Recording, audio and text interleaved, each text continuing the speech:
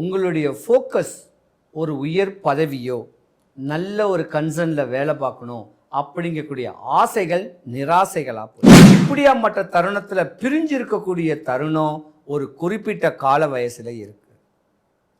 ஏன் உங்களுக்கு எதிரியே கூட தகப்பனா கூட மிதுனராசிக்கார அன்பர்கள் கொஞ்சம் கவனமாகவே இருக்கணும்.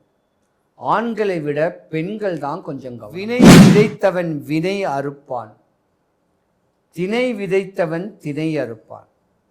நீங்க வாழ பிறரை கெடுக்காதீங்க, அது அப்படியே ரிவேஸ் ஆயிடும்.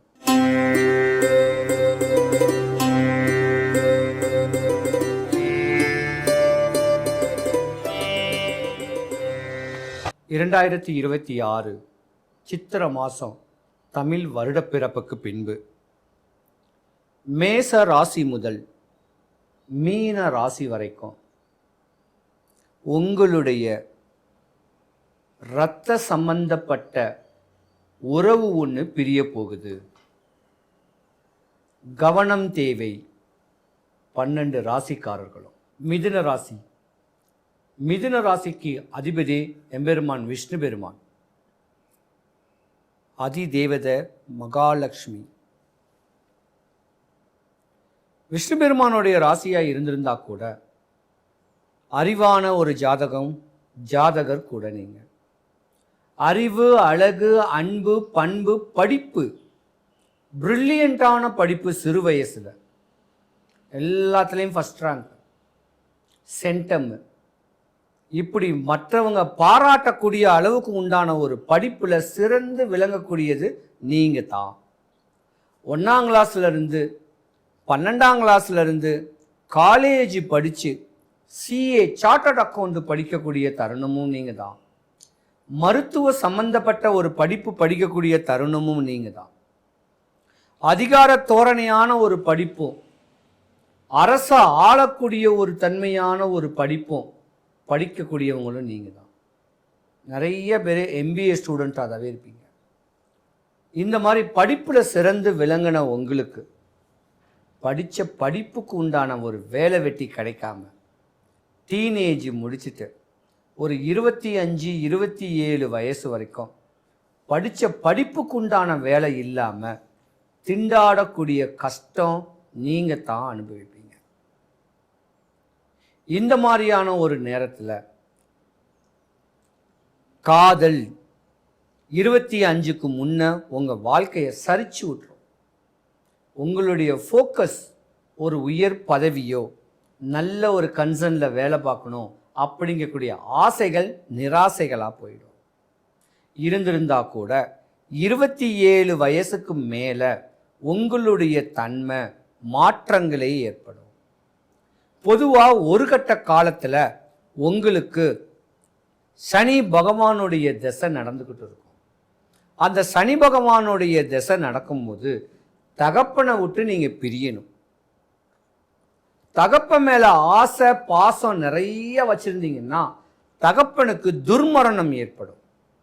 இல்லைன்னா தகப்பன் ஒரு பக்கம், நீங்கள் ஒரு பக்கம்.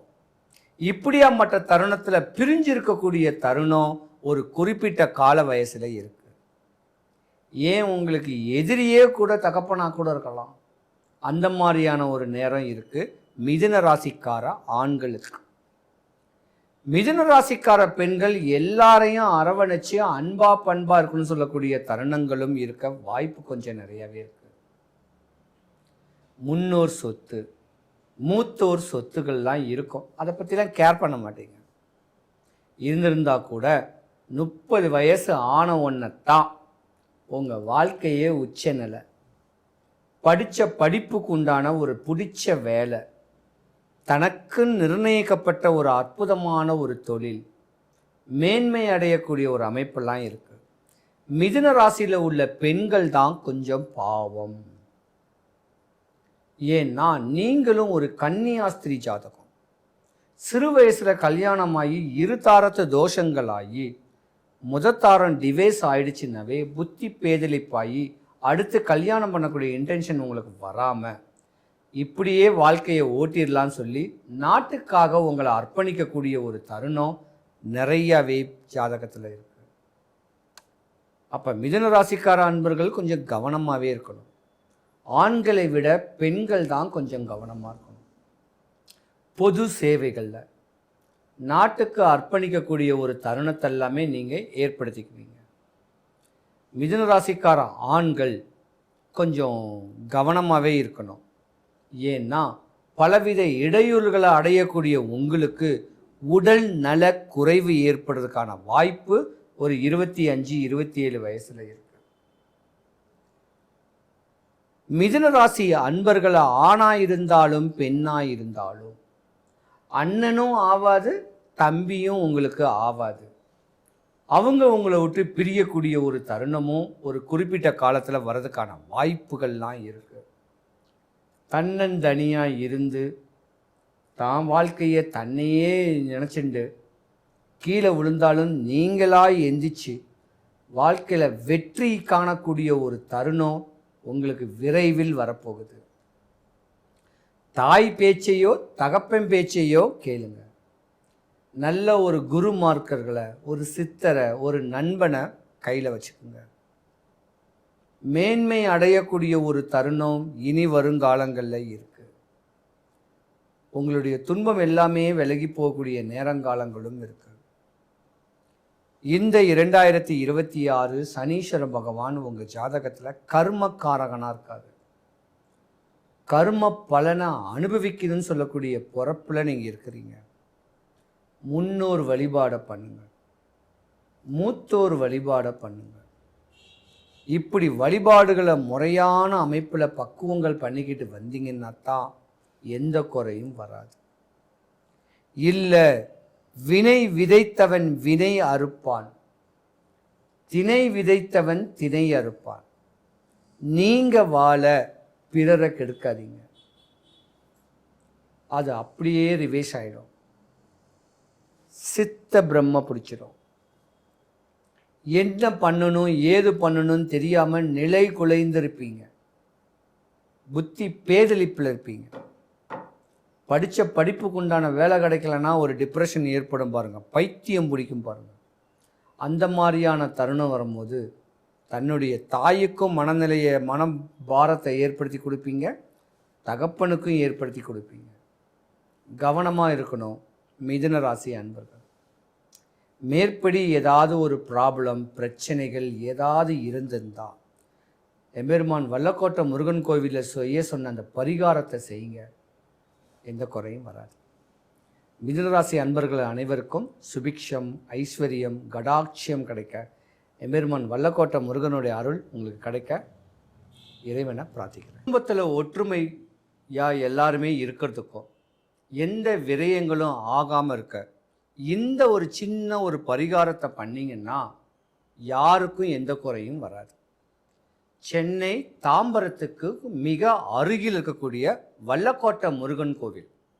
இந்த கோயிலுக்கு ஒரு 5 வாரம் வரேன்னு வேண்டிக்கிங்க. வாரம் போகிறதுக்கு முன்ன ஒரே ஒரு சேவல் வாங்கி உங்கள் வீட்டு வாசலில் கட்டி போட்டு தீனி போடுங்க.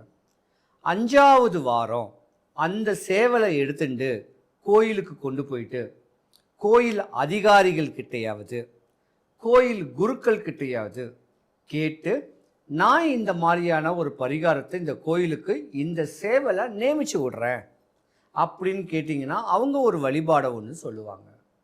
அந்த வழிபாடை சொல்லும் போது அவங்க சொன்ன மாதிரி நம்ம அந்த பரிகாரத்தை பண்ணோன்னா குடும்பத்தில் ஒற்றுமை, நோய், அரசியல், ஆன்மீகம், கடன், பயம், சத்ரு, எதிரி, செய்வினையால் பல இடையூறுகள் அடைஞ்ச நீங்களும் கஷ்டங்களும் கருமாயமும் பற்ற நீங்களும் இந்த ஒரு சின்ன வழிபாட்டை முறையான நாள் வெள்ளிக்கிழமை, சனிக்கிழமை இந்த 2 தினத்தில் பண்ணிங்கன்னா உங்கள் வாழ்க்கை சுபிக்ஷம், ஐஸ்வர்யம், கடாட்சியம் கிடைக்கும்.